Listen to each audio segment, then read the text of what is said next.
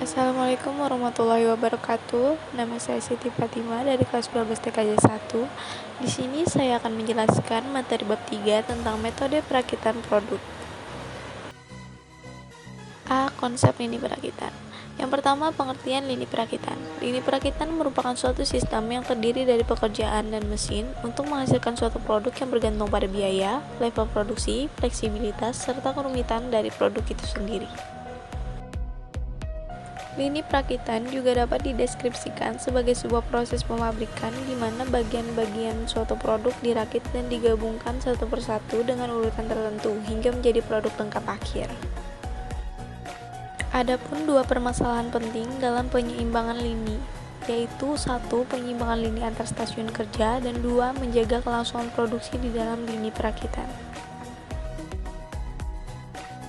Dan berikut adalah karakteristik dari permasalahan assembly line balancing. A. Ada sejumlah proses dalam lini perakitan dengan waktu proses masing-masing. B. Ada kendala keterdahuluan yang memaksa sebagian proses baru bisa dimulai setelah proses persyaratan selesai. C. Bisa ada kendala tambahan seperti jumlah maksimum stasiun kerja atau kecepatan minimum lini perakitan. D. Tujuannya adalah pengelompokan proses-proses perakitan menjadi stasiun-stasiun kerja tanpa melanggar kendala keterdahuluan demi tercapai efisiensi lini perakitan maksimum.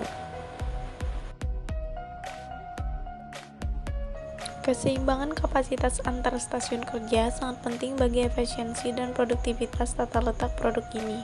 Adapun keunggulan dan kelemahan dari tata letak berdasarkan produk. Keunggulan tata letak: A. Ongkos penanganan material lebih rendah. B. Pekerjaan pada setiap mesin terspesialisasi. C. Persediaan bahan setengah jadi rendah. D. Pengendalian produksi lebih sederhana. Kelemahan tata letak produk: A. Ketidakfleksibelan. Konsep lini dan tata letak berorientasi produk. Lini pabrikasi merupakan lini produksi yang membuat komponen dan biasanya menggunakan mesin-mesin untuk membuat komponen tersebut. Lini perakitan merupakan lini produksi di mana komponen akan dipabrikasikan melalui sekumpulan stasiun kerja yang biasanya terdiri dari tenaga kerja dan mesin. 3. Metode perakitan. Dalam perakitan, terdapat beberapa metode yang dapat diterapkan sesuai dengan kebutuhan. Yang pertama, metode perakitan yang dapat ditukar-tukar. Bagian-bagian yang akan dirakit dapat ditukarkan satu sama lain, karena bagian tersebut dibuat oleh pabrik secara massal dan sudah distandarkan. Yang kedua, perakitan dengan pemilihan. Komponen-komponennya dihasilkan dengan produksi massal yang pengukuran-pengukurannya tersendiri menurut batasan-batasan ukuran. Yang ketiga, perakitan secara individual. Dalam pengerjaannya, tidak dapat kita pisahkan antara pasangan satu dengan pasangannya. Salah satu komponen yang berpasangan tersebut kita selesaikan dulu, kemudian pasangan lainnya menyusul dengan ukuran yang diambil dari komponen yang pertama. Yang keempat, jenis perakitan. Pada umumnya ada dua macam jenis perakitan, yaitu perakitan manual yang sebagian besar proses dikerjakan secara konvensional atau menggunakan tenaga manusia. Dan yang kedua, perakitan otomatis, yaitu perakitan yang dikerjakan dengan sistem otomatis dan membutuhkan alat bantu yang lebih khusus. Jenis perakitan dapat dibedakan menurut jenis produk yang akan dilakukan perakitan, yaitu produk tunggal, perakitan dengan produk yang hanya satu jenis saja, dan produk seri, perakitan dilakukan dengan jumlah massal dalam bentuk dan ukuran yang sama. B. Proses perakitan jaringan RT/RW-net. 1. Konsep jaringan RT/RW-net. Membangun RT/RW-net didefinisikan suatu konsep di mana beberapa komputer dalam suatu perumahan atau blok dapat saling berhubungan dan dapat berbagi data serta informasi. Konsep lain dari RT/RW-net adalah memperdayakan pemakaian internet di mana fasilitas internet tersedia selama 24 jam sehari selama sebulan penuh, di mana biaya yang akan dikeluarkan akan murah karena biaya langganan akan ditanggung bersama.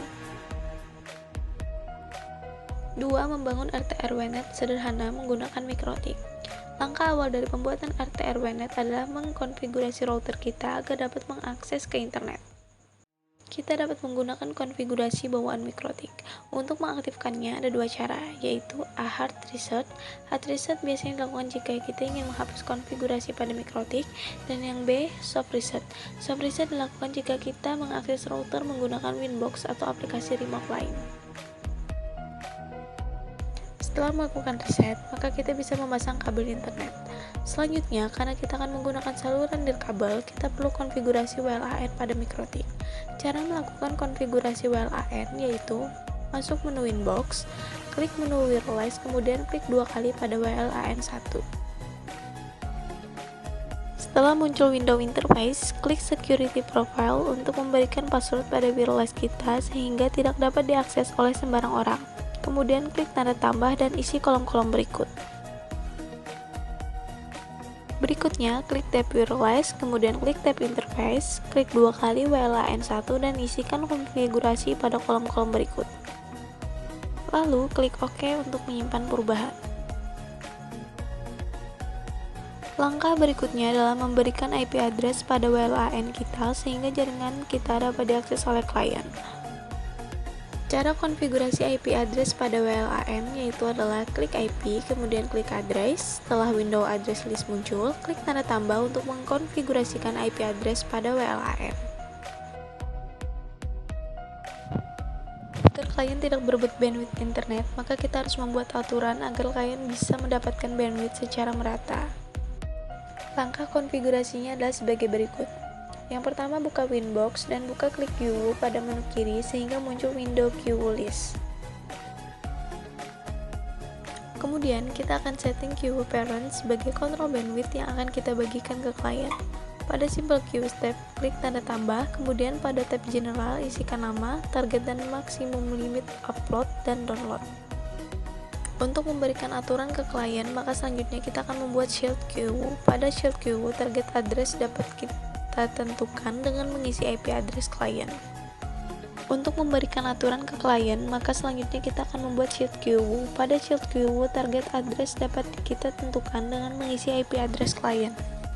Pada kolom target, isikan alamat IP klien, kemudian pada max limit, isikan maksimal bandwidth yang didapatkan oleh klien. Klik apply untuk menyimpan konfigurasi. Langkah selanjutnya adalah memberikan garansi bandwidth kepada klien sehingga klien tidak akan kehabisan bandwidth. Caranya dengan masuk ke tab Advanced, kemudian isikan limit AT dengan bandwidth minimal dan tentukan parentnya. Klik OK untuk menyimpan konfigurasinya. Dan yang terakhir, ulangi langkah C dan D untuk memberikan limitasi pada klien lain. Jangan lupa menentukan target address-nya. C. Line balancing. 1. Definisi line balancing. Line balancing didefinisikan sebagai suatu analisis yang mencoba melakukan suatu perhitungan keseimbangan hasil produksi dengan membagi beban antar proses secara seimbang sehingga tidak ada proses yang idle akibat terlalu lama menunggu keluarnya produk dari proses yang sebelumnya. 2. Tujuan menyusun line balancing.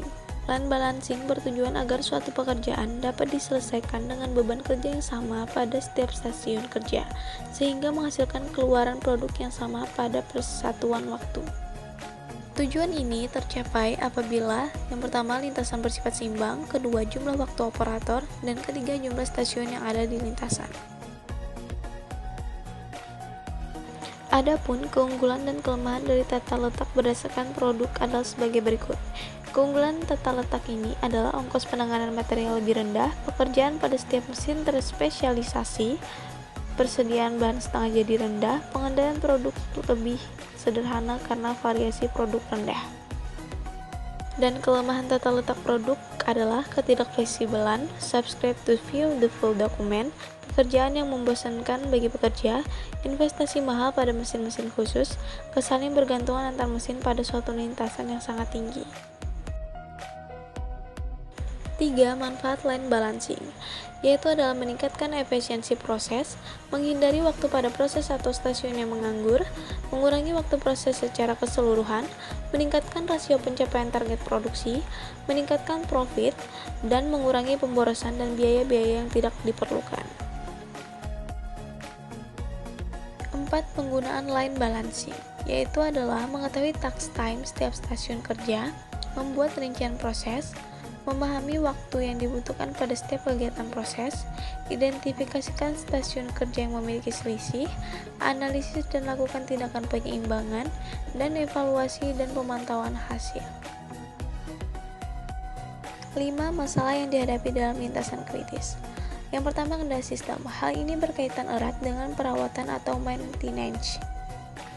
Dan yang kedua adalah menyeimbangkan beban kerja pada beberapa stasiun kerja yang bertujuan untuk mencapai suatu efisien yang tinggi.